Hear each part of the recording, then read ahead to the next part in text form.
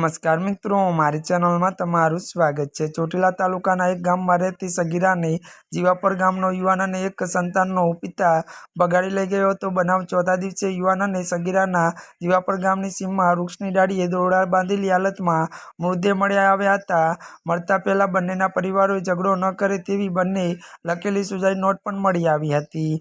વધુ વાત કરવામાં આવે તો ત્યારે મિત્રો સુરેન્દ્રનગર જિલ્લાના સગીરોએ ત્યારે લાલચ પોલાવીને બગાડી જવાના બનાવો ચિંતાજનક રીતે વધી રહ્યા છે।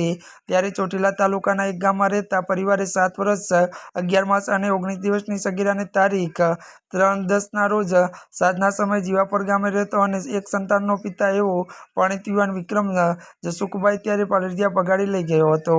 મળતી વિગતો અનુસાર જણાવી દઈએ કે આ અંગે સગીરાની માતાએ તારીખ 6/10ના રોજ વિક્રમ પાલેડિયા સામે પોક્સોની કલમો સાથે પોલીસ ફરિયાદ નોંધાવી હતી। પોલીસ આ બંનેની શોધખોળ કરી રહી હતી। ત્યાં તારીખ 10મી સગીરા અને વિક્રમ પાલેડિયાની જીવાપર ગામની ત્યારે સીમમાં વૃક્ષની ડાળીએ ત્યારે દોરડું બાંધેલી હાલતમાં લાશ મળી આવી હતી।